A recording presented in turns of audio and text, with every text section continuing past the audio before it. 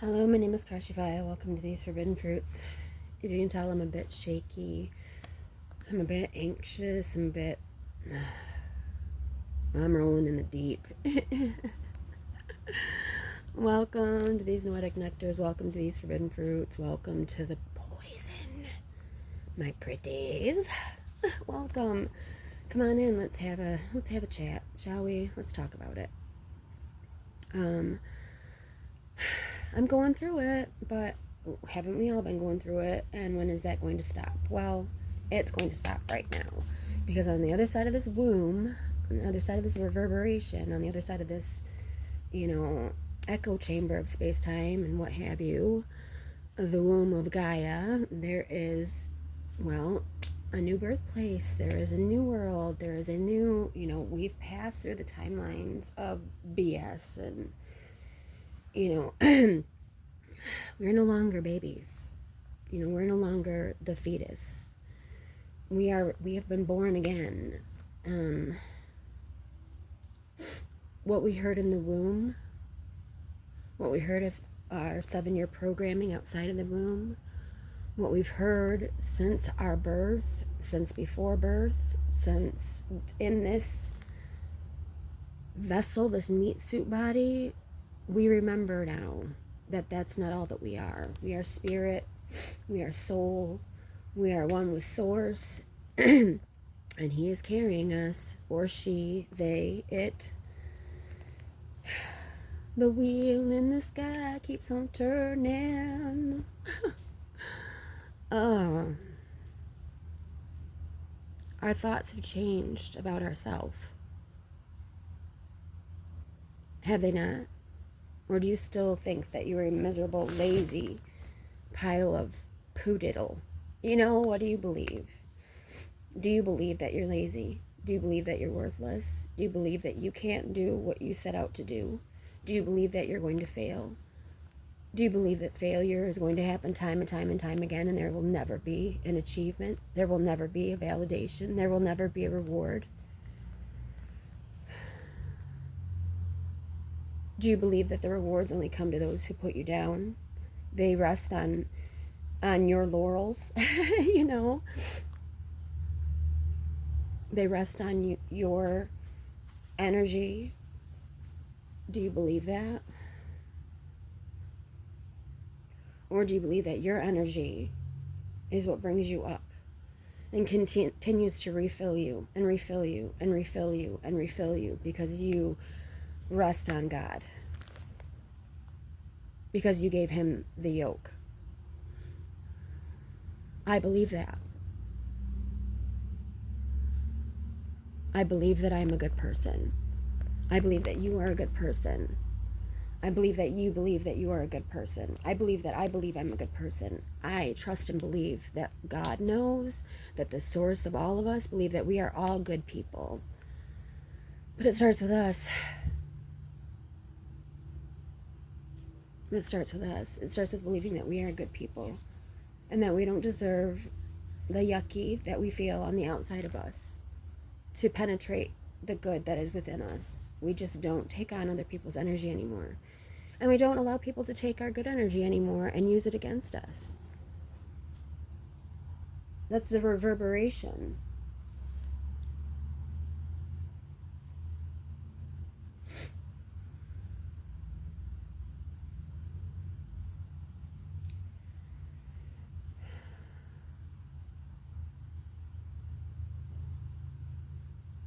We don't have to change. We just have to stop reflecting what it is that was said about us via other people's egos.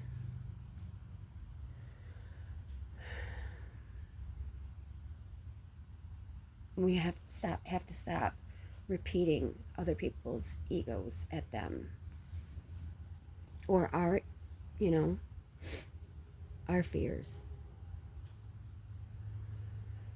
because we know that we are fed like the birds, and there are no lack of seeds in the forest. There is no lack of seeds There is no lack. There's an abundance of everything, including lack. But do we want to look at lack and say, I lack, I lack, I lack? No. I am abundance, and I am abundant. And I am not abundant in lack. I'm abundant in prosperity. I'm abundant in happiness. I'm abundant in joy. I'm abundant in love. I'm abundant in help. I'm abundant in healing. I'm abundant in being helpful. I'm abundant in assistance. I'm assistance, but not in a negative way. In a way that shows that I can be dependable. And I can be there for them as well as myself. But first I have to be here for myself. I am dependent on me to self-care.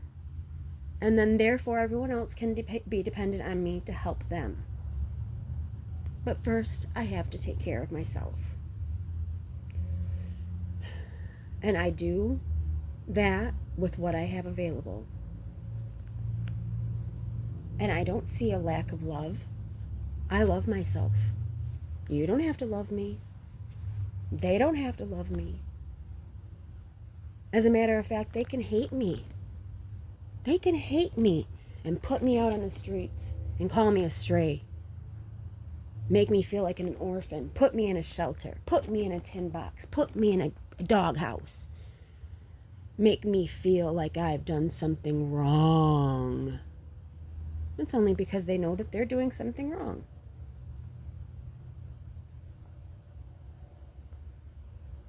They are leaning on someone other than God to take care of them. They are leaning on someone other than themselves to take care of them. And they see me leaning on God. And they see me leaning on myself. And they see me loving myself. And they get angry. How can she do that? How dare she do that? She doesn't deserve love. Really? Really?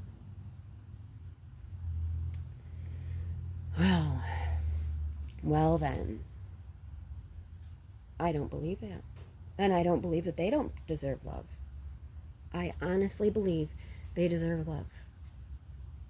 I believe everyone deserves love. But love doesn't come from things. Love doesn't come from money.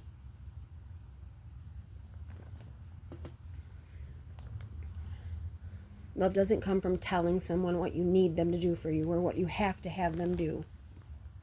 Or what they're going to do no matter what. Regardless of how they feel.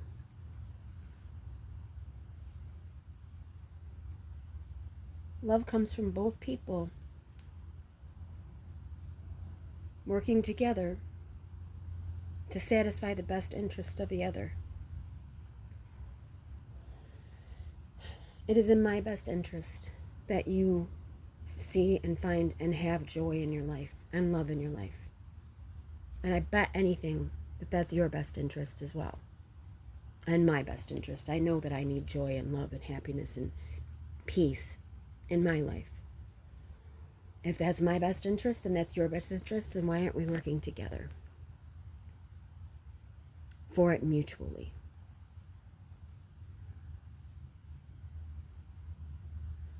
Well, because that would mean that I'd have to go and labor for it. And labor to prove that I'm good enough. And labor to prove that I know how to love and I know how to bring joy. Oy. And yet, I just want to spend time. I just want to spend time. And if I can help you out by laboring for you, if that will bring you joy, absolutely. But I'm not going to do it all on your terms and get nothing in return. Can I spend time with you then? Really? Can I spend time with you while I labor for you? Great. But then if I'm laboring for you all by myself and you're sitting in the other room and then when I'm done laboring for you, I just go home, that's a job. That's not love.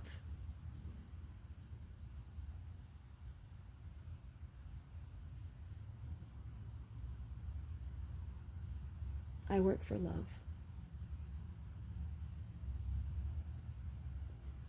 I work for love. That's point blank, bottom line, period. My grandma deserves my love. I will labor of love for her all day. My mom deserves my love. I will labor of love for her all day. But I am consistently told by the people that oversee them, my mother and my grandmother, that I'm not laboring the right way. And I don't deserve their love no matter how I labor unless there's money involved. And even if there is money involved, well, we don't deserve to be around them because then, you know the story, you know the story, you know the story, you know the story. Pay me for my time. Pay me for my love. Pay me, pay me, pay me. I'm paying the person that loves me. Well, in my mom and dad's case, I'm paying my dad because I owe him. I'm always going to owe him money. There's never going to come a time that I don't owe him money. When really, the reality of it is that I'm only paying him money so that he'll be nice to my mom, whom I owe a much larger amount of money.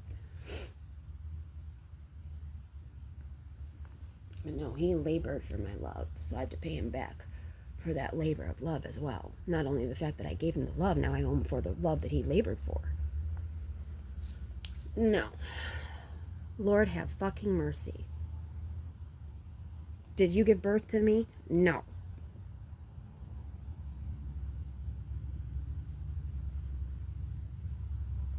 And you remind me that you weren't even a part of that to begin with.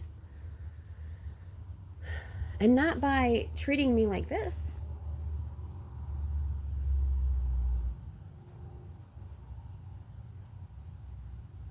But,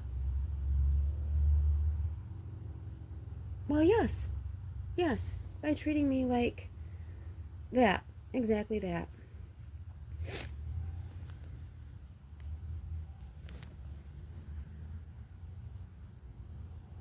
It's funny, the first man complex. The first man complex. Like the he in the Bible. Like God being a he in the Bible. Boy.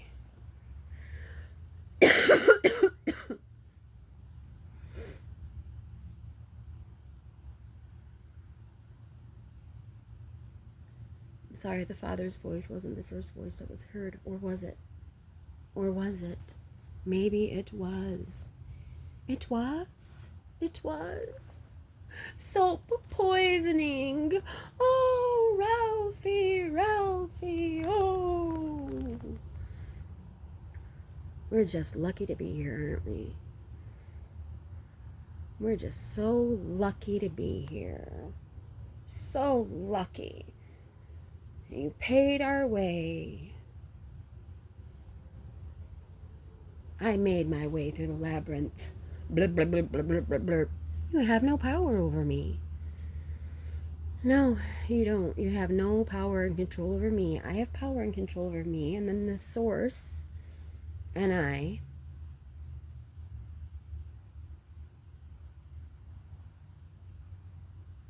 give us strength.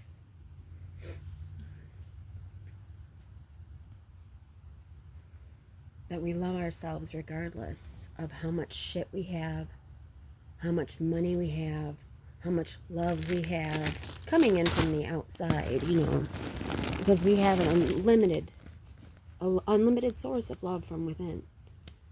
So you can keep telling me that I don't deserve to be around the people I love, or I can't be around the people I love, or I can't stay within the home of the person or friend that I love, or what have you and whatnot and whatever. Go ahead. I have much more than just that, but I also have that, both and. I have more than you seem to have unfortunately, and that's not to rub it in your face, but what isn't rubbed in mine?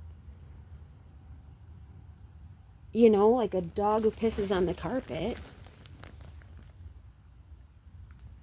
Like a dog that pisses on the carpet. You've rubbed my nose in it plenty. That I don't deserve the love of the family that I do have. You're going to take them out of my life as much as I can. As much as you can, you're going to take them out of my life. Well, you can't take God away from me. And as a matter of fact, I have that source. Do you? Do you? Do you know that source of unlimited love?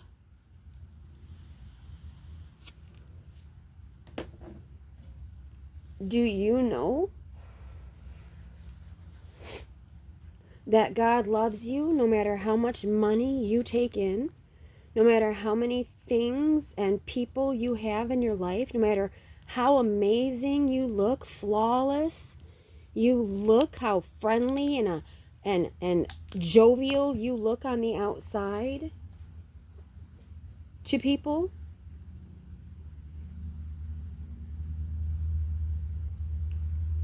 Did you know that you can have a bad day and still have God?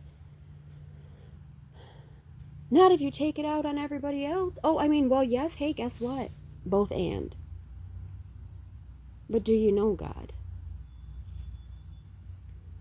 Do you know that He refills your energy?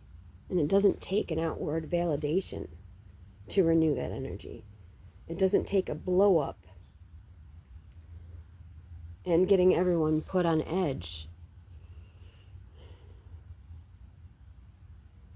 siphoning their energy away from them to give you whatever you want, to just keep the peace.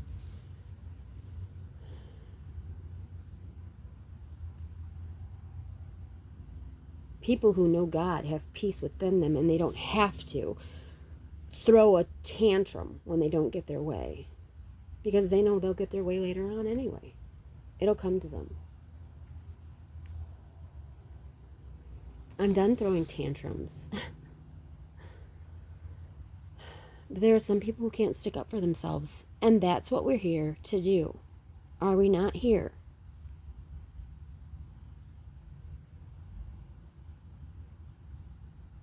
Are we not here? Have we not been put here to support those and to help those and to show those the way to the strength, the truth, the light, the word, the path of enlightenment, in which case they can help support the weak? That they know that there is a source within them that supports them, no matter what. And they don't have to feel alone or separate or scared. That we are with them. That there is a collective consciousness that is with them. There are way showers. There are guides. There are voices in the night calling out, do you need us? And there is a God. There is a source. There is a spark in your heart to show you the way. Hold on, I'm sorry.